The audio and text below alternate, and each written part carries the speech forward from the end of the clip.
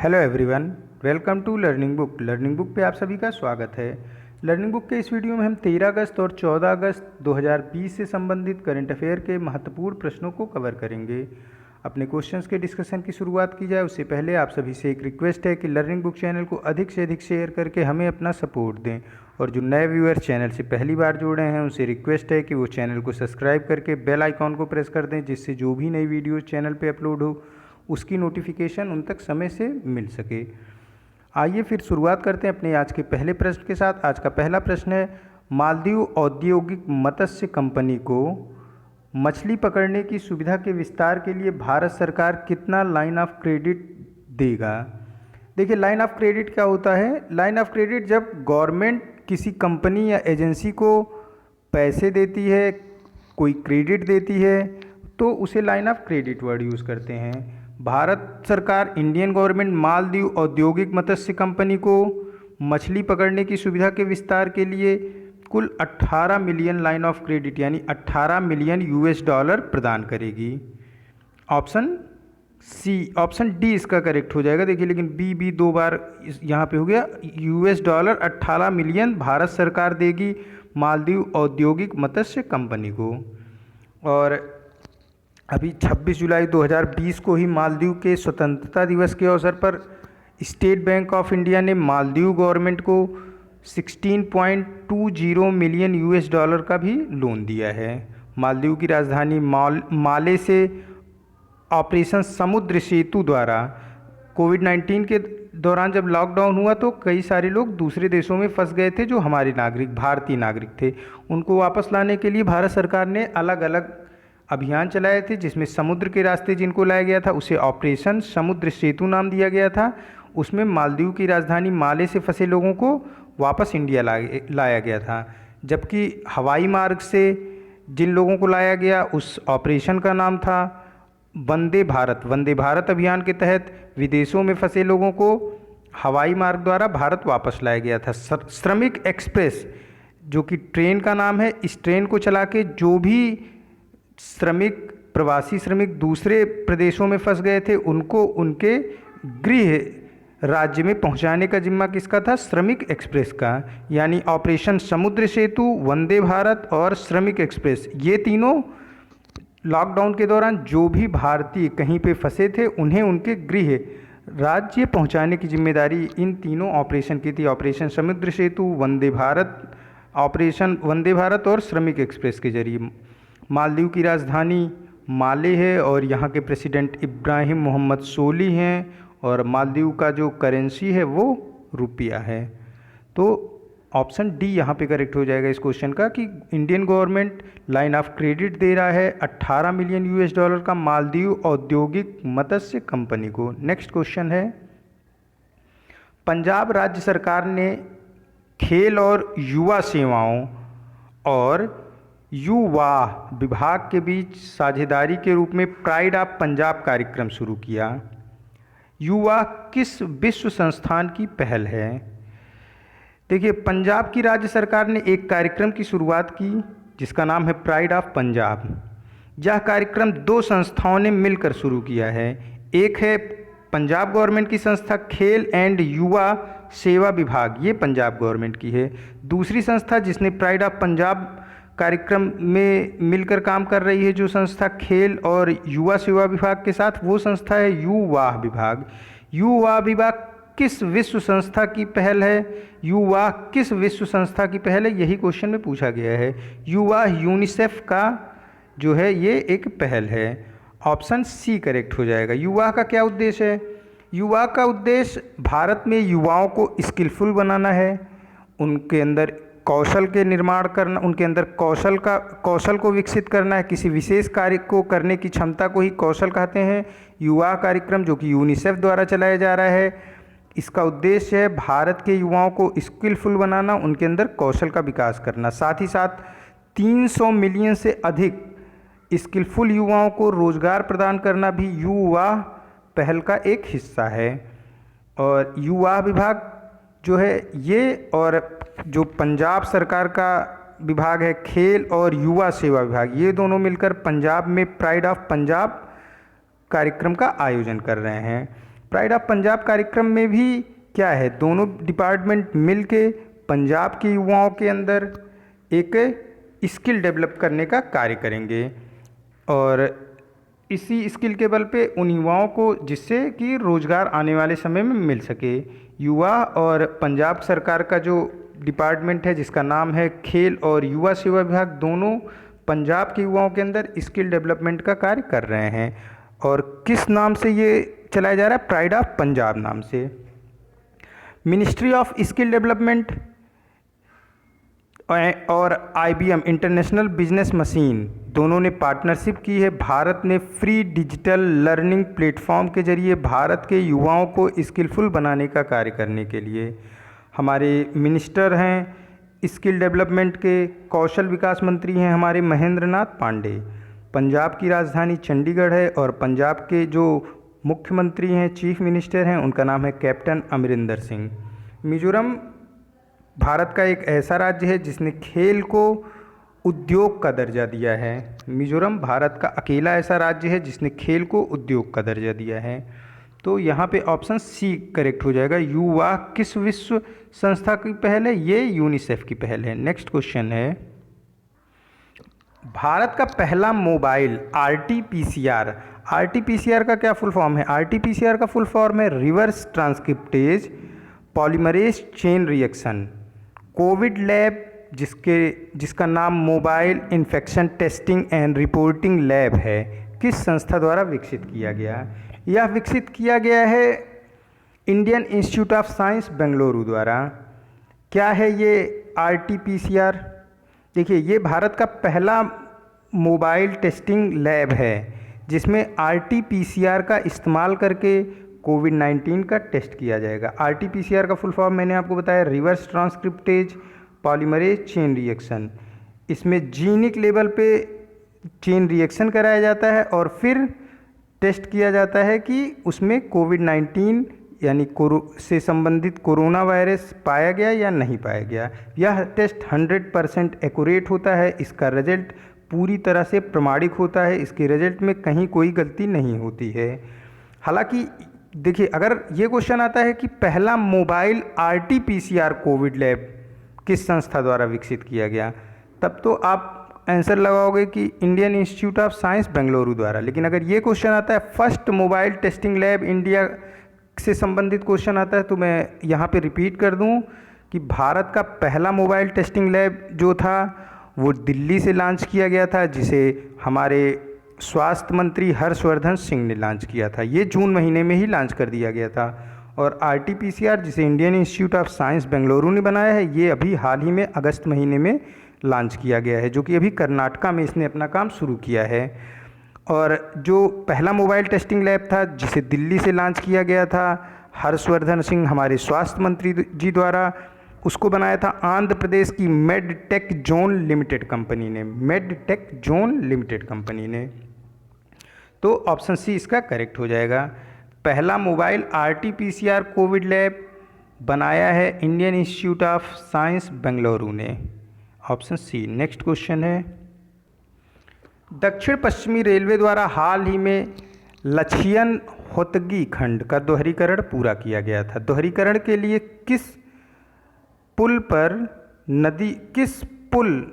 दोहरीकरण के लिए पुल किस नदी पर बनाया गया था?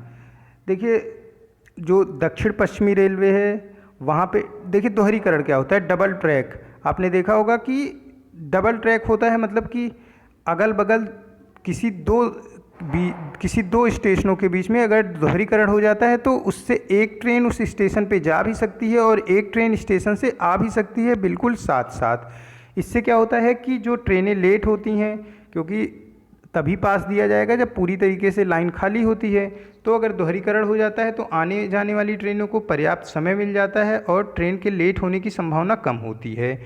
तो दक्षिण रेलवे ने हाल ही में लछियन और होतगी के बीच दोहरीकरण को पूरा किया है। लछियन जो है ये कर्नाटका का स्टेशन है और होतगी ये सोलापुर जो महाराष्ट्र में है वहाँ का स्टेशन है, यानी कि कर्नाटका और महाराष्ट्र के स्टेशन के बीच दोहरीकरण को पूरा किया गया है साउथ वेस्ट रेलवे जोन द्वारा। और इससे क्या होगा, महाराष्ट्र, कर्नाटका, तेलंगाना स्टेट से होते हुए जो है ये दोहरीकरण को पूरा किया गया है। तो तीन तीन स्टेट इसमें कवर हो गए हैं। और जो दोहरीकरण के दौरान एक नदी आई, नदी का नाम है भीम नदी, और इसी भीम नदी पे बनाया गया पुल दक्षिण पश्चिम रेलवे द्वारा, साउथ वेस्ट रेलवे द्वारा। और यही क्वेश्चन पूछा गया था कि दोहरीकरण के दौरान, दोहरीकरण के मध्य में एक पुल बनाया गया, वो किस नदी पर बनाया गया? ये भीम नदी पर बनाया गया। भीम नदी महाराष्ट्र, कर्नाटका, तेलंगाना स्टेट से होते हुए कृष्णा रिवर में जाके मिलती है।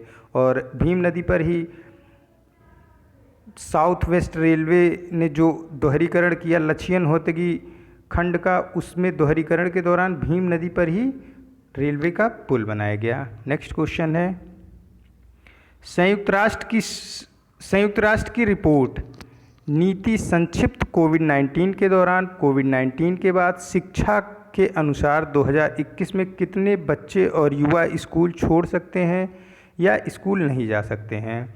देखिए, संयुक्त राष्ट्र ने एक रिपोर्ट जारी की। रिपोर्ट का शीर्षक है नीति संक्षिप्त कोविड-19 के दौरान और कोविड-19 के बाद शिक्षा। इस रिपोर्ट के अनुसार 23.8 मिलियन छात्र कोविड-19 की वजह से प्रभावित होंगे और उनका स्कूल छूट जाएगा 2021 के दौरान, क्योंकि कोविड-19 का एक बहुत ही व्यापक असर देखने को मिल रहा है हर क्षेत्र में, चाहे वो अर्थव्यवस्था का क्षेत्र हो या फिर आपका बच्चों युवाओं के स्कूल जाने से संबंधित हो। लॉकडाउन की वजह से काफ़ी सारे बच्चे स्कूल वैसे नहीं जा पा रहे हैं, लेकिन कोविड-19 की वजह से यहाँ जो स्कूल ना जाने की बात कही जा रही है वो इस तरीके से है कि एक तो आर्थिक स्थिति लोगों की कमज़ोर होगी तो बच्चों का स्कूल छूटेगा, साथ ही साथ कई सारे गार्जियन अपने बच्चों को खुद ही स्कूल नहीं भेजेंगे क्योंकि उनको लगेगा कि कोविड-19 बच्चों को हो सकता है, इस वजह से नहीं भेजा जाएगा। और जिनको पहले साल अभी स्कूल जाना होगा उनका तो स्कूल गार्जियन, जिनको अपनी स्कूल की शुरुआत करनी होगी उनका तो स्कूल गार्जियन छुड़ा ही देंगे इस एक साल के लिए कि कोविड-19 नॉर्मल हो फिर बच्चे स्कूल जाएंगे। इन्हीं सब प्रभावों को देखते हुए संयुक्त राष्ट्र ने एक रिपोर्ट जारी की, नीति संक्षिप्त कोविड-19 के दौरान और कोविड-19 के बाद शिक्षा नाम से शीर्षक था इस रिपोर्ट का। इसके अनुसार 23.8 मिलियन बच्चे पूरे विश्व में कोविड-19 के प्रकोप की वजह से 2021 में या तो स्कूल छोड़ देंगे या तो स्कूल नहीं जाएंगे। और यहाँ पे मैंने कई कलेक्शन किया है, यूनाइटेड नेशन की रिपोर्ट का कई सारी रिपोर्ट है, उसको मैं यहाँ पे बोल रहा हूँ, आप सभी लोग नोट करोगे। देखिए, यूनाइटेड नेशन ने एक रिपोर्ट जारी की, global status report on preventing violence against children in 2020। बच्चों के अगेंस्ट जो वायलेंस होता है, जो बच्चों के अगेंस्ट हिंसा होती है, इस पे एक रिपोर्ट जारी की। रिपोर्ट में कहा कि देश की अक्षमता के कारण प्रत्येक वर्ष लगभग 1 बिलियन बच्चे हिंसा का शिकार होते हैं। ये हिंसा मानसिक हो सकती है, शारीरिक हो सकती है या फिर यौन हिंसा हो सकती है। एक और रिपोर्ट यूनाइटेड नेशन ने जारी की। यूनाइटेड नेशन की एक सहायक है United nation high commissioner for refugee, इसने एक रिपोर्ट जारी की कि 79.5 मिलियन लोगों को अपने स्थान से विस्थापित होना पड़ा जहां पे वो रहते थे। उस विस्थापन का कारण प्राकृतिक आपदा हो सकती है या फिर कोई युद्ध हो सकता है या फिर देश की आंतरिक शांति हो सकती है या फिर जातिगत आधार पे हमले की वजह से लोग विस्थापित हुए पूरे विश्व में लगभग 79.5 मिलियन लोगों को विस्थापित होना पड़ा इन प्रमुख 5 कारणों से। कौन कौन से कारण है? प्राकृतिक आपदा, युद्ध, आंतरिक शांति या फिर जातिगत आधार पे हमले की वजह से लोगों को अपने जो रहने का स्थान था उसको छोड़ के दूसरे स्थान पर जाना पड़ा 79.5 मिलियन पीपल को पूरे विश्व में। एक रिपोर्ट वर्ल्ड बैंक ने जारी की। वर्ल्ड बैंक ने रिपोर्ट जारी की ग्लोबल इकोनॉमिक प्रॉस्पेक्ट रिपोर्ट के नाम से। इस रिपोर्ट में उन्होंने बताया कि कोविड-19 की वजह से लगभग 71 मिलियन पीपल एक्सट्रीमली पॉवर्टी को फेस करेंगे, यानी वो अति गरीबी में चले जाएंगे, जबकि टोटल 100 मिलियन पीपल गरीबी रेखा के नीचे हो जाएंगे। ये ऐड होंगे, जितने लोग अभी गरीब हैं पूरे विश्व में उसमें 100 मिलियन पीपल और गरीबी रेखा के नीचे जाएंगे कोविड-19 के प्रभाव की वजह से। और इस 100 मिलियन में से लगभग 71 मिलियन पीपुल एक्सट्रीमली मतलब अत्यंत ही गरीबी को फेस करेंगे कोविड-19 की वजह से। एक और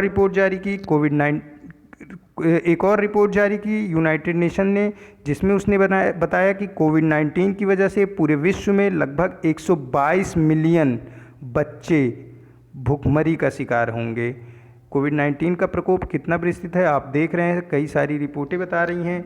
एक रिपोर्ट जो कि और जारी की यूनाइटेड नेशन द्वारा, उसमें बताया गया कि पूरे विश्व में लगभग 122 मिलियन लोग शिकार होंगे भूखमरी का। आप देख सकते हो कि देखिए लगभग 100 मिलियन लोग जब बिलो पॉवर्टी जा रहे हैं और 71 मिलियन पीपुल एक्सट्रीमली पॉवर्टी को फेस करेंगे, बहुत अति गरीबी को फेस करेंगे, तो इनके जो बच्चे होंगे उनको अगर काउंट करेंगे तो फिर 122 मिलियन हो जाएंगे इसमें। तो 122 मिलियन लोग किसके शिकार होंगे? स्टारवेशन के शिकार होंगे कोविड-19 की वजह से।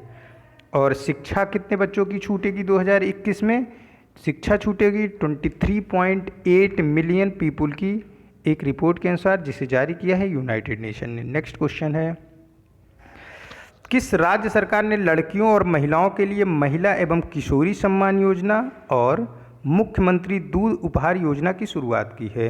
ये महिला एवं किशोरी सम्मान योजना और मुख्यमंत्री दूध उपहार योजना, दोनों ही योजनाएं शुरुआत की गई है हरियाणा सरकार द्वारा। ये दोनों योजनाएं जो हैं ये बेटी बचाओ बेटी पढ़ाओ अभियान को बढ़ावा देने के उद्देश्य से चलाया जा रहा है हरियाणा सरकार द्वारा, जिसमें महिला एवं किशोरी सम्मान योजना के तहत जो बिलो पॉवर्टी लाइन महिलाएं हैं उनको फ्री में सैनिटरी नैपकिन देगी हरियाणा सरकार। साथ ही साथ जो दूसरा है मुख्यमंत्री दूध उपहार योजना, इसमें फोर्टिफाइड मिल्क दिया जाएगा जो बिलो पॉवर्टी लाइन की महिलाएं हैं, जो बिलो पॉवर्टी लाइन की किशोरियां हैं। यानी कि महिला एवं किशोरी सम्मान योजना के अंतर्गत दोनों योजनाएं, सबसे पहले जान लो कि जो गरीबी रेखा के नीचे महिलाएं और किशोरी हैं उनके लिए है, जिसमें महिला एवं किशोरी सम्मान योजना के तहत फ्री सैनिटरी नैपकिन प्रदान किया जाएगा तथा मुख्यमंत्री दूध उपहार योजना के तहत फोर्टिफाइड मिल्क प्रदान किया जाएगा। क्या होता है fortified milk? Fortified milk means कि जैसे देखो, मिल्क में कुछ बाहर से मिनरल्स या फिर कुछ ऐड किया जाए जो कि न्यूट्रिटिव को बाहर से ऐड किया जाए। मिल्क के अंदर सारे न्यूट्रिशन है, अगर हम बाहर से उसमें कुछ ऐड कर देते हैं या फिर उसकी जो क्षमता है उसको बढ़ा देते हैं। जैसे विटामिन डी का इतना 15% है मिल्क में, हम 15% से आर्टिफिशियल तरीके से उसमें विटामिन डी को दूध में से बढ़ा के 15% से बढ़ा के आर्टिफिशियल तरीके का इस्तेमाल करके दूध का जो कैल्शियम लेवल है उसको बढ़ा दिया जाए। जैसे 15% है उसको बढ़ा के 20% कर दिया जाए तो भी वो फोर्टिफाइड मिल्क होगा। तो फोर्टिफाइड मिल्क दिया जाएगा मुख्यमंत्री दूध उपहार योजना के तहत, और महिला एवं किशोरी सम्मान योजना के तहत फ्री सैनिटरी नैपकिन दी जाएगी जो महिलाएं और किशोरियां बिलो पॉवर्टी लाइन की होंगी। और हरियाणा सरकार ने रिलायंस जियो टीवी के साथ एक समझौता किया है लॉकडाउन के दौरान जो बच्चे हैं उनको ऑनलाइन शिक्षा देने के उद्देश्य से। रिलायंस जियो टीवी हरियाणा में बच्चों को ऑनलाइन शिक्षा दे रहा है लॉकडाउन के दौरान। कोविड-19 की वजह से स्कूल और कॉलेजेस बंद हैं, इस वजह से हर प्रदेश की सरकारें अलग अलग अपने अपने तरीक़ों से क्या कर रही हैं, बच्चों को शिक्षा देने की व्यवस्था कर रही हैं। उसी क्रम में रिलायंस जियो टीवी के साथ समझौता किया है हरियाणा सरकार ने। हरियाणा की राजधानी चंडीगढ़ है, मनोहर लाल खट्टर यहाँ के चीफ मिनिस्टर हैं और सत्यदेव नारायण आर्य गवर्नर हैं। नेक्स्ट क्वेश्चन है, उस राज्य का नाम बताइए जिसने तेंदुपत्ते कलेक्टरों के लिए शहीद महेंद्र कर्म तेंदुपत्ता समाज सुरक्षा योजना की शुरुआत की है। देखो क्या है ये, पहले क्वेश्चन समझते हैं। तेंदुपत्ता कलेक्टर, देखिए एक पेड़ होता है जिसको तेंदू बोलते हैं, उसके पत्ते को कलेक्ट करती है एक समाज है, एक वनवासी लोग हैं जो कि तेंदू के पत्ते को कलेक्ट करते हैं, इकट्ठा करके करते हैं और इसको गवर्नमेंट, वहाँ की उस राज्य की गवर्नमेंट इसे खरीद लेती है। क्या होता है तेंदुपत्ता? तेंदुपत्ते का काम आता है बीड़ी बनाने में। आप सिगरेट जानते हो, पेपर का यूज़ करा जाता है, पेपर को फोल्ड करके उसके अंदर तंबाकू को भरा जाता है, और बीड़ी पत्ते को फोल्ड किया जाता है, फिर पत्ते को सुखा के पत्ते को फोल्ड करके उसके अंदर तंबाकू भरा जाता है। तो जो बीड़ी बनाई जाती है वो तेंदू के पत्ते की बनाई जाती है अमूमन। और ये तेंदू के पत्ते जो होते हैं ये ज़्यादातर पाए जाते हैं जो है छत्तीसगढ़ राज्य में। छत्तीसगढ़ सरकार ने, अभी छत्तीसगढ़ में कांग्रेस की गवर्नमेंट है, और जो शहीद महेंद्र कर्म हैं ये तेंदू पत्ता समाज से बिलोंग करते थे, और इन्हीं के नाम पे छत्तीसगढ़ के जो मुख्यमंत्री हैं भूपेश बघेल, इन्होंने महेंद्र कर्म तेंदू पत्ता संघर्ष समाज सुरक्षा योजना की शुरुआत की है। और तेंदू पत्ता कलेक्टर जो हैं उनके लिए छत्तीसगढ़ सरकार ने ये योजना की शुरुआत की है। और छत्तीसगढ़ के जो पहले मुख्यमंत्री थे उनका नाम है अजीत जोगी, उनका भी हाल ही में निधन हुआ है। छत्तीसगढ़ की राजधानी रायपुर है और अनुसुईया उइके यहाँ की गवर्नर हैं। तो ऑप्शन करेक्ट हो जाएगा। देखिए छत्तीसगढ़ ऑप्शन में है नहीं, तो ये आप करेक्ट कर लोगे। लास्ट कोई सा भी ऑप्शन हटा के आप इसको समझोगे कि तेंदू पत्ते कलेक्टरों जो तेंदू पत्तों को इकट्ठा करते हैं उनके लिए महेंद्र कर्म तेंदू पत्ता संघर्ष समाज सुरक्षा योजना की शुरुआत की है छत्तीसगढ़ सरकार ने। नेक्स्ट क्वेश्चन है, फ्यूचर ब्रांड इंडेक्स 2020 के अनुसार दुनिया की सबसे मूल्यवान ब्रांड कौन सी है? दुनिया की सबसे मूल्यवान ब्रांड है एप्पल। एप्पल जो कि मोबाइल फ़ोन बनाने का कार्य करती है, ये पूरे दुनिया की सबसे मूल्यवान ब्रांड है। अगर हम दूसरे नंबर की बात करें तो Reliance industries limited future brand index 2020 के अनुसार पूरे विश्व में दूसरे नंबर की सबसे मूल्यवान ब्रांड है। और तीसरे नंबर की अगर हम बात करें तो सैमसंग कंपनी जो है, जो कि साउथ कोरिया की है, ये तीसरे नंबर की सबसे मूल्यवान कंपनी है फ्यूचर ब्रांड इंडेक्स 2020 के अनुसार। तो सबसे मूल्यवान कंपनी एप्पल है, ऑप्शन सी करेक्ट हो जाएगा। नेक्स्ट क्वेश्चन है, जम्मू कश्मीर के नए उपराज्यपाल के रूप में किसे नियुक्त किया गया है? जम्मू कश्मीर के नए लेफ्टिनेंट गवर्नर के रूप में नियुक्त किया गया है मनोज सिन्हा को। मनोज सिन्हा जो पिछली बार मोदी सरकार थी उसमें कैबिनेट मंत्री थे, ये उत्तर प्रदेश भाजपा से संबंधित हैं, और अब इन्हें नियुक्त कर दिया गया है जम्मू कश्मीर के नए उपराज्यपाल के रूप में। ये जम्मू कश्मीर जब यूनियन टेरिटरी बना पिछले वर्ष 2019 में 5 अगस्त को धारा 370 और 35 से हटाए जाने के बाद जम्मू कश्मीर को भारत का यूनियन टेरिटरी घोषित कर दिया गया था। और यूनियन टेरिटरी बनने के बाद जो पहले वहाँ के लेफ्टिनेंट गवर्नर थे उनका नाम था गिरीश चंद्र मुर्मू। गिरीश चंद्र मुर्मू ने अपने पद से इस्तीफा दे दिया। अब वहाँ के जम्मू कश्मीर यूनियन टेरिटरी के दूसरे लेफ्टिनेंट गवर्नर हैं मनोज सिन्हा। और गिरीश चंद्र मुर्मू जो हैं इनको भारत के नियंत्रक एवं महालेखा परीक्षक controller and auditor general of India के पद पर नियुक्त किया गया है।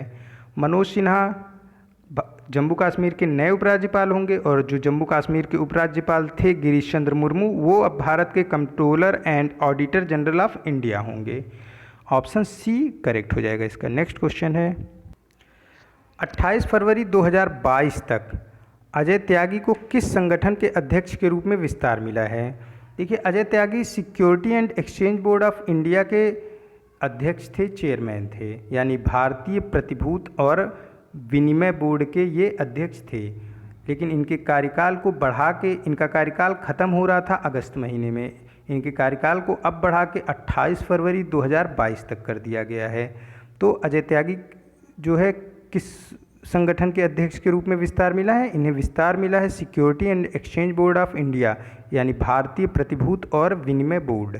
भारतीय प्रतिभूति और विनिमय बोर्ड ये शेयर मार्केट को रेगुलेट करने का कार्य करती है, यानी जो शेयर मार्केट में पैसे लगाते हैं, जो उनके हितों की रक्षा करने का कार्य कौन करता है? उनके हितों की रक्षा करने का कार्य भारतीय प्रतिभूति और विनिमय बोर्ड करता है। जैसे हम बैंक जाते हैं, बैंक में पैसे को जमा करते हैं, पैसे को निकालते हैं बिना किसी डर के, क्योंकि हमें पता है बैंक के ऊपर एक संगठन है RBI जो कि बैंकों को रेगुलेट करता है। हम इंश्योरेंस कंपनी से इंश्योरेंस खरीदते हैं, क्यों? क्योंकि हमें पता है insurance regulatory and development authority of India insurance कंपनियों को रेगुलेट करता है, उनको उनके अधीन काम करती हैं इंश्योरेंस कंपनियां। उसी तरीके से जो शेयर मार्केट में पैसे लगाते हैं जिन कंपनियों में लोग, शेयर मार्केट को पूरी तरीके से रेगुलेट करने का कार्य करता है भारतीय प्रतिभूति और विनिमय बोर्ड। और उसी के अध्यक्ष के रूप में अजय त्यागी को 28 फरवरी 2022 तक का विस्तार दिया गया है। नेक्स्ट क्वेश्चन है, हाल ही में विन ट्रेड फैंटेसी स्पोर्ट के राजदूत के रूप में किसे नियुक्त किया गया? विन ट्रेड फैंटेसी स्पोर्ट के नए ब्रांड एम्बेसडर के रूप में नियुक्त किया गया है सुरेश रैना और हरमनप्रीत कौर दोनों को। सुरेश रैना भारतीय क्रिकेट टीम के बल्लेबाज हैं जिन्होंने अभी हाल ही में, हालांकि मैं अभी आपको क्वेश्चन करा रहा हूं 13 और 14 अगस्त का, लेकिन जो सुरेश रैना है, और ये क्वेश्चन मैं करा रहा हूं आज के डेट में, सुरेश रैना ने 15 अगस्त को भारतीय क्रिकेट टीम को अलविदा कह दिया है, भारतीय क्रिकेट से रिटायर हो गए हैं। उनके साथ रिटायर होने वाले में एक बहुत ही बड़ा नाम है जिनका नाम है महेंद्र सिंह धोनी। वो और सुरेश रैना दोनों साथ ही 15 अगस्त 2020 को रिटायरमेंट की घोषणा की दोनों जनों ने। और सुरेश रैना, इन्हें विन ट्रेड फैंटेसी ने हरमनप्रीत कौर के साथ अपना ब्रांड एम्बेसडर नियुक्त किया है। विन ट्रेड फैंटेसी ये एक स्पोर्ट गेमिंग प्लेटफॉर्म प्रदान करने वाली कंपनी है। देखिए, अभी मैं जो जितने भी स्पोर्ट कंपनियां हैं उनके ब्रांड एम्बेसडर को रिपीट कर रहा हूँ। देखिए, प्यूमा की ब्रांड एम्बेसडर हैं करीना कपूर, एडिडास की ब्रांड एम्बेसडर हैं मानुषी छिल्लर, रीबॉक के 2 ब्रांड एम्बेसडर हैं वरुण धवन और कैटरीना कैफ। आप इसे नोट कर लोगे, प्यूमा की कैटरीना कैफ, एडिडास की मानुषी छिल्लर और रीबॉक के वरुण धवन और कैटरीना कैफ। नेक्स्ट क्वेश्चन है people archive of rural India ने प्रेम भाटिया पुरस्कार 2020 में उत्कृष्ट पर्यावरणीय रिपोर्टिंग वर्ष 2020 जीता है। उस व्यक्ति का नाम बताइए जिसे प्रेम भाटिया पुरस्कार 2020 में उत्कृष्ट राजनीतिक रिपोर्टिंग वर्ष 2020 के लिए पुरस्कार से सम्मानित किया गया। प्रेम भाटिया पुरस्कार दिया जाता है 2 क्षेत्रों में। एक क्षेत्र है उत्कृष्ट पर्यावरणीय रिपोर्टिंग। उत्कृष्ट पर्यावरण रिपोर्टिंग के लिए वर्ष 2020 का जो पुरस्कार दिया गया प्रेम भाटिया पुरस्कार, ये दिया गया people archive of rural India को। ये एक संस्था है, इसे ये पुरस्कार दिया गया 2020 का प्रेम भाटिया उत्कृष्ट पर्यावरणीय रिपोर्टिंग वर्ष 2020 के लिए people archive of rural India को पुरस्कृत किया गया। क्वेश्चन है कि प्रेम भाटिया का जो पुरस्कार है उत्कृष्ट राजनीतिक रिपोर्टिंग श्रेणी का, ये वर्ष 2020 के लिए किसे दिया गया? इस पुरस्कार को दिया गया दीपांकर घोष को। दीपांकर घोष को वर्ष 2020 की उत्कृष्ट राजनीतिक रिपोर्टिंग के लिए प्रेम भाटिया पुरस्कार 2020 प्रदान किया गया। ऑप्शन सी करेक्ट हो जाएगा। नेक्स्ट क्वेश्चन है उस मलयालम फिल्म का नाम बताएं जिसने न्यूयॉर्क इंडियन फिल्म फेस्टिवल के 20वें संस्करण में सर्वश्रेष्ठ फिल्म का पुरस्कार जीता है। न्यूयॉर्क इंडियन फिल्म फेस्टिवल में सर्वश्रेष्ठ फिल्म का पुरस्कार जीता है मुथॉन ने। मुथॉन एक मलयालम फिल्म है और मुथॉन मलयालम भाषा भी है। मुथॉन को अगर हम हिंदी में सोचेंगे तो इसका मतलब होता है बड़ा भाई। मुथॉन का मतलब हिंदी में क्या होता है? बड़ा भाई। और मुथॉन को ही न्यूयॉर्क इंडियन फेस्टिवल के 20वें संस्करण की सर्वश्रेष्ठ फिल्म का पुरस्कार प्रदान किया गया 2020 के लिए। और डॉक्यूमेंट्री मूवी की श्रेणी में सर्वश्रेष्ठ फिल्म का पुरस्कार दिया गया सनराइज को। और बर्लिन फिल्म समारोह 2020 में कोई बुराई नहीं फिल्म को श्रेष्ठ फिल्म का अवार्ड दिया गया। तो देखिए 3 फिल्म मैं बता रहा हूँ। देखिए मुथॉन को दिया गया न्यूयॉर्क इंडियन फिल्म फेस्टिवल के 20वें संस्करण की सर्वश्रेष्ठ फिल्म। अगर इसी न्यूयॉर्क इंडियन फिल्म फेस्टिवल के जो दूसरी कैटेगरी है डॉक्यूमेंट्री मूवी, उसमें बेस्ट फिल्म का अवार्ड दिया गया, डॉक्यूमेंट्री की श्रेणी में बेस्ट फिल्म का अवार्ड दिया गया सनराइज को। बर्लिन फिल्म समारोह में कोई बुराई नहीं फिल्म को श्रेष्ठ फिल्म का अवार्ड प्रदान किया गया। नेक्स्ट क्वेश्चन है Oman India joint investment fund ने डीसीबी बैंक लिमिटेड में 1.63% हिस्सेदारी का अधिग्रहण किया है। डीसीबी बैंक का मुख्यालय कहाँ स्थित है? डीसीबी बैंक का मुख्यालय स्थित है मुंबई में। और Oman India joint investment fund ने डीसीबी बैंक की 1.3% हिस्सेदारी का अधिग्रहण कर लिया है। ऑप्शन डी करेक्ट हो जाएगा। डीसीबी बैंक का मुख्यालय मुंबई में स्थित है। नेक्स्ट क्वेश्चन है उस व्यक्ति का नाम बताएं जिसने raw a history of India's covert operations नामक पुस्तक लिखी है? Raw A history of India's covert operations नामक पुस्तक को लिखा है यतीश यादव ने। रॉ भारत की एक जासूसी एजेंसी है। इस पुस्तक में यतीश यादव ने रॉ एजेंट रह चुके लोगों के जीवन के अज्ञात पहलुओं पर प्रकाश डाला है। साथ ही साथ मिशन के दौरान किन किन कठिनाइयों का सामना इन रॉ एजेंट को करना पड़ता है विजय हासिल करने के लिए। यह पुस्तक उन सभी के बारे में प्रकाश डालती है। तो पुस्तक raw A history of India's covert operations नामक पुस्तक लिखी है Yatish Yadav. Option A correct है। नेक्स्ट क्वेश्चन है, शर्ली एंड ग्रेव जिनका हाल ही में निधन हो गया, इन्हें पुलित्जर पुरस्कार भी जीता है। इन्होंने पुलित्जर पुरस्कार भी जीता है। किस कहानी के लिए इन्होंने पुलित्जर पुरस्कार जीता है? इन्होंने पुलित्जर पुरस्कार जीता है सदन के रखवाले अपनी बुक के लिए। देखिए 91 वर्ष की आयु में शर्ली एंड ग्रेव का निधन हुआ। The keepers of the house एक पुस्तक इन्होंने लिखी थी, इसी के लिए इन्हें पुलित्जर पुरस्कार दिया गया था। साथ ही साथ इन्हें नेशनल बुक अवार्ड भी मिला था the black Prince and other story के लिए। शर्ली एंड ग्रेव ये यूएसए की नागरिक थी और लेखक थी। इन्होंने कई सारी किताबें लिखी हैं, उसमें से the keepers of the house यानी कि सदन के रखवाले पुस्तक को पुलित्जर पुरस्कार प्रदान किया गया था। इनका निधन 91 वर्ष की आयु में हुआ। ये यूएसए की नागरिक थी। नेक्स्ट क्वेश्चन है, किस देश ने वास्तविक समय की निगरानी के लिए ओवरहेड इक्विपमेंट निरीक्षण ऐप लॉन्च किया है? इस ऐप को लॉन्च किया है भारत ने। ट्रेनों की एक्यूरेट लोकेशन की जानकारी के लिए ओवरहेड इक्विपमेंट को लॉन्च किया है भारत ने। क्या है ये? देखिए, इससे एक तो ट्रेनें जो लेट होती हैं उससे मुक्ति मिलेगी, क्योंकि ट्रेनों की एक्यूरेट लोकेशन इससे प्राप्त होगी। साथ ही साथ ट्रेनों ये सामने लगा होगा और ट्रेनों के सामने जो ट्रैक होती है लगातार उसको ये रेलवे डिपार्टमेंट के पास भेजता रहेगा। इससे अगर कोई ट्रेन ट्रैक टूटा फूटा है तो रेलवे डिपार्टमेंट को पहले पता चल जाएगा और किसी आपदा से बचाव में भी ये मदद करेगा। हमारे रेल मंत्री पीयूष गोयल हैं और रेलवे बोर्ड के अध्यक्ष हैं वीके यादव। भारतीय रेलवे 2025 तक 151 ट्रेनों के प्राइवेटाइजेशन की योजना बना रही है। 2025 तक चरणबद्ध तरीके से 151 ट्रेनों को प्राइवेट करेगी भारतीय रेलवे। ऐसी योजना भारतीय रेलवे द्वारा बनाया जा रहा है। और 1 जुलाई 2020 भारतीय रेलवे के इतिहास में स्वर्णिम दिन था। इस दिन भारतीय रेलवे की 201 ट्रेनें बिल्कुल एक्यूरेट टाइम से अपने अपने गंतव्य स्थानों पर पहुंची थी और ये सबसे ज़्यादा ट्रेनें हैं किसी एक दिन में अपने अपने गंतव्य स्थानों पे पहुंचने के लिए एकदम एक्यूरेट टाइम पे पहुंची थी। मैं फिर से रिपीट कर रहा हूँ, 1 जुलाई 2020 भारतीय रेलवे के इतिहास में एक स्वर्णिम दिन था, क्योंकि इस दिन भारतीय रेलवे के इतिहास की सबसे ज़्यादा ट्रेनों की संख्या थी 201 ट्रेनें अपने अपने गंतव्य स्थानों पे बिल्कुल एक्यूरेट टाइम पर पहुंची थी।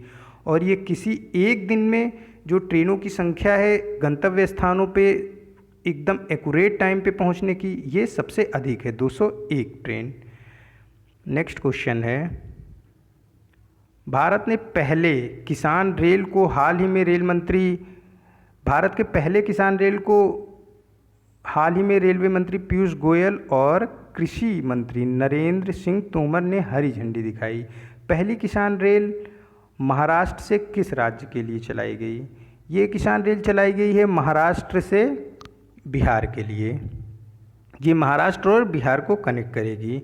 ये भारत की पहली मल्टी कमोडिटी ट्रेन भी है। मल्टी कमोडिटी ट्रेन क्या होती है? देखो, मल्टी कमोडिटी ट्रेन अभी तक जो ट्रेनें चलती हैं उसमें सिर्फ एक तरीके का सामान होता है। जैसे अगर ट्रेनों में आलू रखा हुआ है, पोटैटो रखा हुआ है, तो पूरी ट्रेन पोटैटो से भरी हुई है।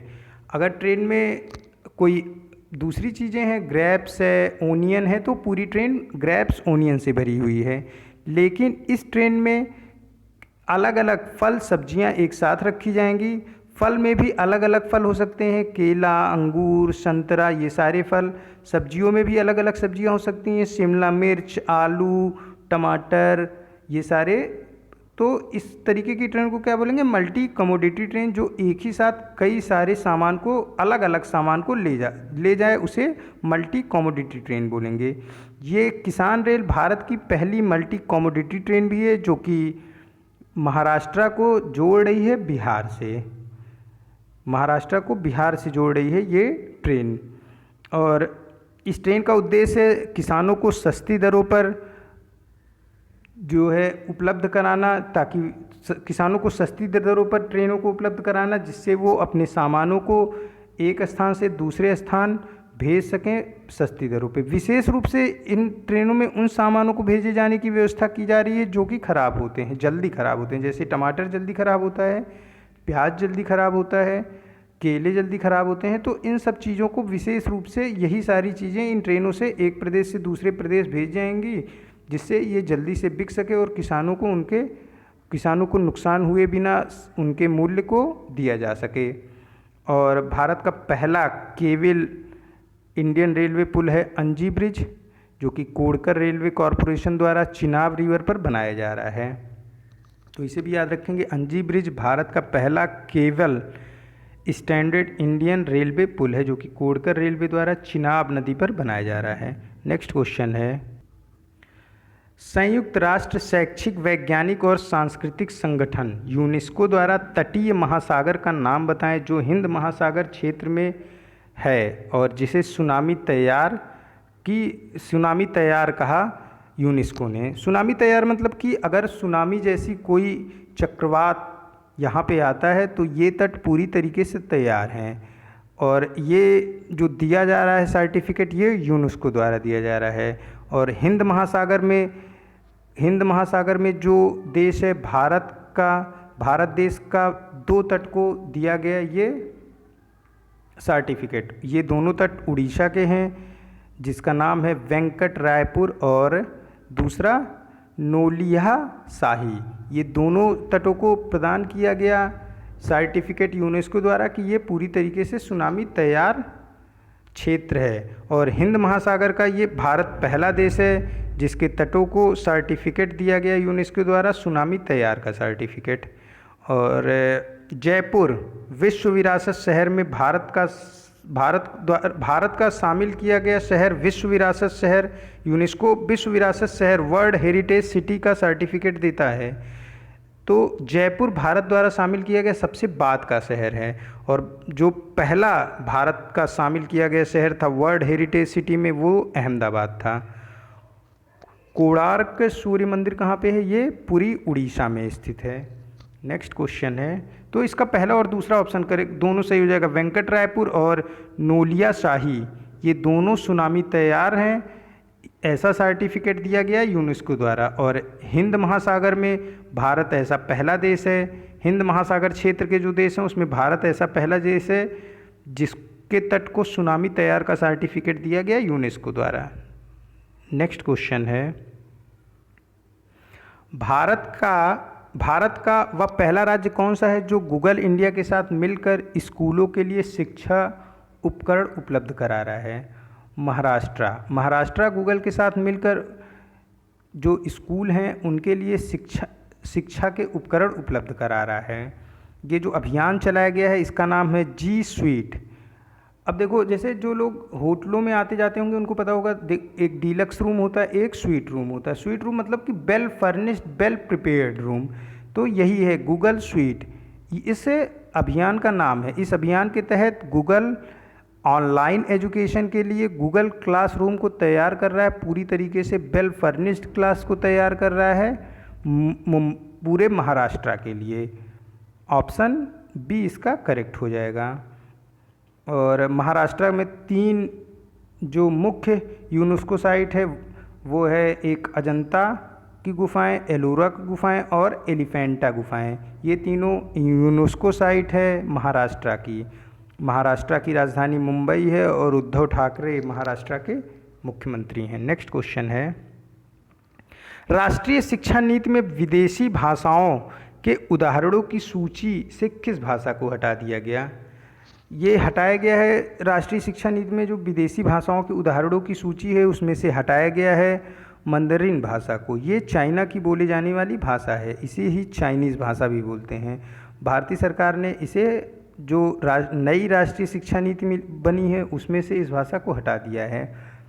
जो नई राष्ट्रीय शिक्षा नीति नेशनल एजुकेशन पॉलिसी बनी है उसमें प्रत्येक राज्य को 3 लैंग्वेज सिस्टम एडॉप्ट करने की बात कही गई है। क्या है ये 3 लैंग्वेज सिस्टम? 3 लैंग्वेज सिस्टम यानी कि प्रत्येक राज्य अपने वहाँ के छात्रों को 3 भाषाओं के लिए बोलेगा कि आप इन तीनों भाषाओं में से कोई भी भाषा को पढ़ सकते हो। इन 3 भाषाओं में से 2 भाषाएं भारतीय होनी चाहिए और 1 भाषाएं जो है विदेशी होनी चाहिए, यानी फॉरेन लैंग्वेज हो सकती हैं।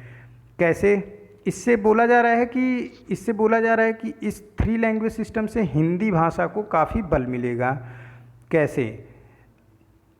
हिंदी भाषा को बल ऐसे मिलेगा कि आप एक एग्ज़ाम्पल लेते हैं हम तेलंगाना नहीं, तमिलनाडु का लेते हैं, जहाँ पे जो है तेलुगु लैंग्वेज बोली जाती है। अब तेलुगु लैंग्वेज बोली जाती है तो कोई स्टेट अपने वहाँ की लैंग्वेज तो कन्फर्म करेगा और साथ ही साथ इंग्लिश लैंग्वेज को भी वो पढ़ाएगा। तो तीसरी लैंग्वेज या तो वो अपने आसपास के स्टेट की लैंग्वेज कर सकता है या फिर हिंदी कर सकता है। तो हिंदी होने का चांस, प्रत्येक राज्य में हिंदी ऑप्शन में दिए जाने का चांस इससे बढ़ेगा। यही 3 लैंग्वेज सिस्टम है। और अब कोई राज्य विदेशी भाषाओं की लैंग्वेज में इंग्लिश को हटा के मंdarin करना चाहे तो वो ऐसा नहीं कर सकता। इंग्लिश को हटा के वो जर्मन लैंग्वेज पढ़ा सकता है, इंग्लिश को हटा के वो स्पेनिश लैंग्वेज पढ़ा सकता है, लेकिन इंग्लिश हटा के जो एक ही विदेशी भाषा आप रख सकते हो, कोई राज्य एक ही विदेशी भाषा रख सकता है, तो लेकिन वो जो विदेशी भाषा होगी वो मंdarin नहीं हो सकती है अब, क्योंकि जो विदेशी भाषाओं की उदाहरण की सूची थी उससे मंdarin भाषा को हटा दिया है भारत सरकार ने नई राष्ट्रीय शिक्षा नीति से। ऑप्शन डी करेक्ट हो जाएगा। मंdarin पूरे विश्व में बोली जाने वाली सबसे ज़्यादा बोली जाने वाली भाषा पूरे विश्व में कौन सी है? ये चाइनीज़ भाषा है, ये जो कि मंdarin है। नेक्स्ट क्वेश्चन है, महिंद्रा राजपक्षे ने श्रीलंका पोंडुजना पेरमुना पार्टी ने 2020 के श्रीलंकाई संसदीय चुनाव में शानदार जीत दर्ज की है। श्रीलंका के राष्ट्रपति कौन है? श्रीलंका के राष्ट्रपति गोतबाया राजपक्षे हैं और महिंद्रा राजपक्षे की पार्टी है पोंडुजना पेरमुना पार्टी, जिसने श्रीलंकाई संसदीय चुनाव में शानदार प्रदर्शन करते हुए जीत हासिल की है। और यहाँ के जो प्रधानमंत्री हैं वो महिंद्रा राजपक्षे ही हैं और उन्हीं की पार्टी ने फिर से चुनाव जीता है और इस वजह से वो फिर से प्रधानमंत्री बन जाएंगे। और जो कैपिटल है, यहाँ 2 कैपिटल है, 2 राजधानियाँ हैं श्रीलंका की। एक है जयवर्धनापुरा कोट्टे जो कि विधायी राजधानी है, जबकि कोलंबो ये कार्यकारी और न्यायिक राजधानी है श्रीलंका की। ऑप्शन सी इसका करेक्ट हो जाएगा। नेक्स्ट क्वेश्चन है, खाद्य और कृषि संगठन फूड एंड एग्रीकल्चरल ऑर्गेनाइजेशन के अनुसार खाद्य हानि और अपशिष्ट के जागरूकता का पहला अंतर्राष्ट्रीय दिवस 2020 में मनाया जाएगा। ये कब मनाया जाएगा? यह मनाया जाएगा 29 सितंबर को। फूड एंड एग्रीकल्चरल ऑर्गेनाइजेशन लोगों को, देखो अभी मैंने एक रिपोर्ट बताई जिसमें ये बताया कि काफ़ी सारे लोग भूखमरी का शिकार होंगे कोविड-19 के प्रभाव की वजह से। और ये रिपोर्ट के अनुसार कितने लोगों को मैंने बताया था? मैंने बताया कि लगभग 122 मिलियन लोग स्टारवेशन भूखमरी का शिकार होंगे। तो इसी से बचाव के मद्देनज़र इन सब चीज़ों से बचाव होगा कैसे? काफ़ी सारा खाना फूड वेस्ट हो जाता है, तो लोगों को जागरूक करने के लिए कि आप फूड को वेस्ट नहीं करो, इसी के लिए प्रत्येक वर्ष अब आगे से जो है फूड एंड एग्रीकल्चरल ऑर्गेनाइजेशन द्वारा 29 सितंबर को खाद्य हानि और अपशिष्ट के लिए जागरूकता अभियान चलाया जाएगा। लोगों को जागरूक किया जाएगा कि जो फूड है उनका वेस्ट कम ना करो। इसी के लिए प्रत्येक वर्ष अब 29 सितंबर को एक अंतर्राष्ट्रीय दिवस मनाया जाएगा खाद्य हानि और अपशिष्ट के जागरूकता के रूप में। ये पहला अंतर्राष्ट्रीय दिवस होगा खाद्य हानि और अपशिष्ट के जागरूकता के लिए, जो कि मनाया जाएगा 29 सितंबर को। नेक्स्ट क्वेश्चन है, export import bank of India ने किस देश में 250 मिलियन अमेरिकी डॉलर की लाइन ऑफ विस्तार किया है? 250 मिलियन अमेरिकी डॉलर दिया है export import bank of India ने बिजली की सुधार के लिए मोजाम्बिक को। Export import bank of India का हेडक्वार्टर मुंबई इंडिया में है, मुंबई महाराष्ट्र में है, और मोजाम्बिक जो है ये अफ्रीका कॉन्टिनेंट का एक देश है। जैसे इंडिया एशिया कॉन्टिनेंट का देश है, वैसे ही मोजाम्बिक अफ्रीका कॉन्टिनेंट का देश है, और यहाँ की राजधानी मपुटो है। और मोजाम्बिक को export import bank of India 250 million अमेरिकी डॉलर का जो है विस्तार दे रही है ताकि वो अपने यहाँ की बिजली आपूर्ति को सुधार सके। अगला क्वेश्चन है, तनावग्रस्त परिसंपत्तियों के लिए एक नया तंत्र स्थापित करने के लिए भारतीय रिजर्व बैंक द्वारा गठित समिति का प्रमुख कौन है? क्या है ये तनावग्रस्त परिसंपत्तियाँ? अलग अलग बैंकों ने लोन दिए, अभी कोविड-19 हुआ, कोविड-19 की वजह से प्रभावित जो भी लोन है मतलब कि उनकी ईएमआई को जमा नहीं किया जा रहा है, और कोविड-19 की वजह से लोगों का बिजनेस भी नुकसान में, कई सारे लोग बिजनेस लोन लिए होंगे बिजनेस करने के लिए, तो जब बिजनेस ही नुकसान में है तो वो लोन की भरपाई कहाँ से कर पाएंगे, और इन सारे लोनों की जो ईएमआई है वो समय पर नहीं आ रही है। ऐसे स्ट्रेस एसेट के रिकवरी के लिए तरीका सुझाने के उद्देश्य के लिए रिजर्व बैंक ऑफ इंडिया ने एक कमेटी बनाई है जिसके हेड कौन है? केवी कामत। ऑप्शन सी करेक्ट हो जाएगा, केवी कामत इसके हेड हैं। केवी कामत कौन है? केवी कामत जो ब्रिक्स देश हैं उसका बैंक का नाम क्या है? ब्रिक्स देश जो है मतलब कि ब्रिक्स देशों का जो ग्रुप है उसके बैंक का नाम है new development bank. New development bank के पूर्व चेयरमैन है केवी कामत, ये आईसीआईसीआई बैंक के भी चेयरमैन रह चुके हैं। जो न्यू डेवलपमेंट बैंक है उसका हेडक्वार्टर शंघाई चाइना में है। तो केवी कामत स्ट्रेस एसेट की रिकवरी के लिए तरीके सुझाने के लिए एक समिति बनाई गई है रिजर्व बैंक द्वारा, उसके प्रमुख हैं, उसके अध्यक्ष केवी कामत हैं। ऑप्शन सी करेक्ट हो जाएगा। नेक्स्ट क्वेश्चन है, रिजर्व बैंक ऑफ इंडिया ने नेशनल हाउसिंग बैंक और नाबार्ड के लिए कितना अतिरिक्त अस्थायी तरलता सुविधा प्रदान करने का निर्णय लिया है? दोनों को ही 5-5 हज़ार रुपये की अस्थायी तरलता सुविधा प्रदान करने का निर्णय लिया है रिजर्व बैंक ऑफ इंडिया ने। क्या है ये क्या है? दोनों को जब 5-5 हज़ार प्रदान किया जाएगा तो 10,000 करोड़ रुपए मिलाकर दोनों को दिए जाएंगे। 5,000 करोड़ रुपए नेशनल हाउसिंग बैंक को और 5,000 करोड़ रुपए नाबार्ड को, जिससे कि दोनों का इंफ्रास्ट्रक्चर मजबूत हो सके और नाबार्ड ग्रामीण बैंकों को अतिरिक्त अनुदान देके उनकी स्थिति में और सुधार ला सके और उनके जरिए जो किसान हैं, जो छोटे व्यापारी हैं, उनको कोविड-19 के प्रभाव से उभरने में मदद मिलेगी। तो ऑप्शन ए करेक्ट हो जाएगा। 5,000 करोड़ रुपए नेशनल हाउसिंग बैंक को और 5,000 करोड़ रुपए नाबार्ड को, टोटल 10,000 करोड़ रुपए। ऑप्शन ए करेक्ट हो जाएगा। नेक्स्ट क्वेश्चन है, वित्तीय समावेशन कुशल बैंकिंग को बढ़ावा देने के लिए किस संगठन ने इनोवेशन हब स्थापित करने की योजना बनाई है? इनोवेशन हब स्थापित करने की योजना बनाई है भारतीय रिजर्व बैंक ने। क्या है ये इनोवेशन हब?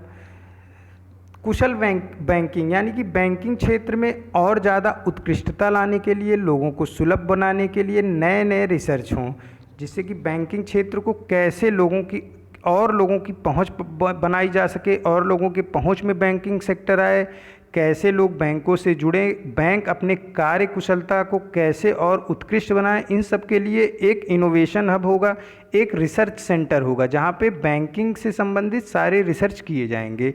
इसी को इनोवेशन हब बोलते हैं।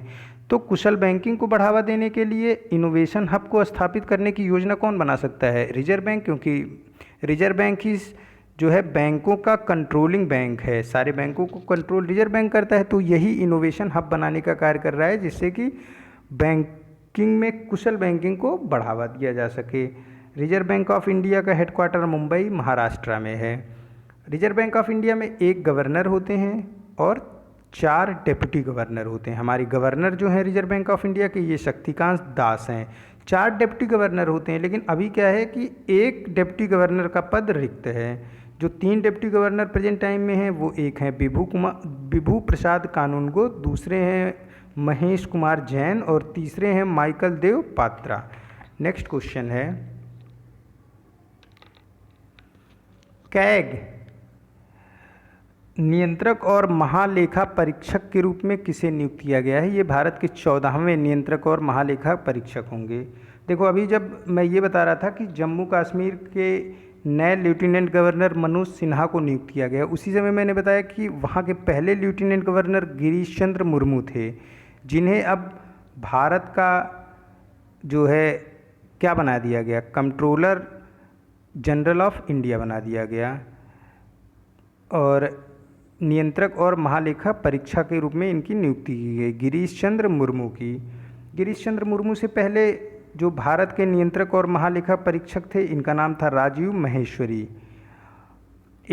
कैग इंडिया की जो नियुक्ति करते हैं वो भारत के प्रेसिडेंट इनकी नियुक्ति करते हैं। कैग इंडिया का काम क्या है? ये गवर्नमेंट के खातों की ऑडिट करता है। जैसे अभी गवर्नमेंट ने राफेल खरीदा, राफेल के लिए गवर्नमेंट ने कितने पैसे निकाले, कितने पैसों का राफेल आया, कितने पैसे कहाँ इन्वेस्ट किए गए, कितने पैसे बचे, इन सब चीज़ों की ऑडिट करने का काम कौन करता है? कैग इंडिया करता है।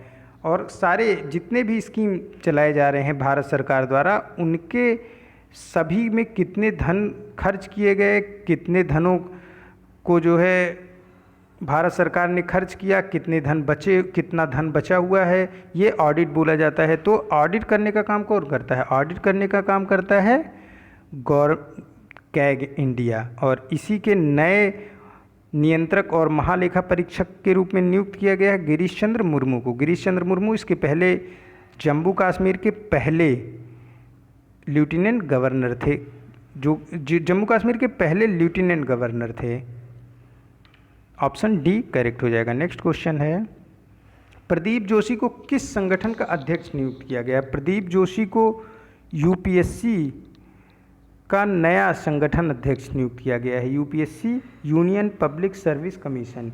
यूपीएससी भारत की प्रतिष्ठित परीक्षा आईएएस आईएफएस कराती है। भारत की सबसे प्रतिष्ठित परीक्षा आईएएस की कौन कराता है? ये यूपीएससी द्वारा ही कंडक्ट कराई जाती है।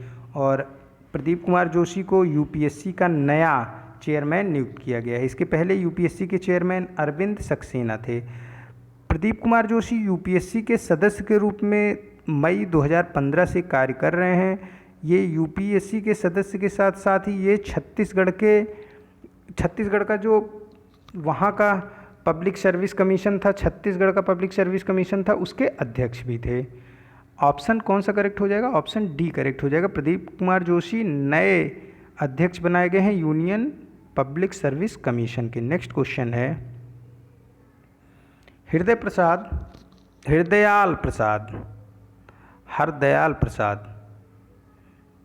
फिर से रिपीट कर रहा हूँ, हरदयाल प्रसाद, जिन्हें पीएनबी हाउसिंग फाइनेंस के एमडी और सीईओ के रूप में नियुक्त किया गया है, ये किस कंपनी के पूर्व प्रमुख हैं? हरदयाल प्रसाद ये पूर्व प्रमुख थे एसबीआई कार्ड के, अब ये पीएनबी हाउसिंग फाइनेंस के एमडी और सीईओ के रूप में कार्यरत होंगे। हरदयाल प्रसाद, ऑप्शन बी करेक्ट हो जाएगा।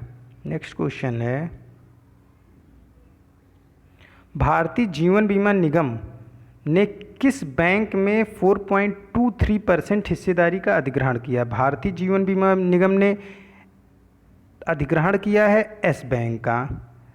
एस बैंक के 4.23% हिस्सेदारी का। एस बैंक भारत का एक प्राइवेट सेक्टर का बैंक है जिसका हेडक्वार्टर मुंबई में है और प्रशांत कुमार इसके चेयरमैन है। जबकि एलआईसी भारत सरकार की इंश्योरेंस कंपनी है, इसका हेडक्वार्टर भी मुंबई में है और इसके चेयरमैन एमआर कुमार हैं। तो ऑप्शन बी करेक्ट हो जाएगा। नेक्स्ट क्वेश्चन है, अद्भुत अयोध्या नामक पुस्तक के लेखक कौन हैं? अद्भुत अयोध्या नामक पुस्तक के लेखक नीना राय हैं। इस पुस्तक में इन्होंने अयोध्या के बारे में प्रामाणिक जानकारी देने का वादा किया है।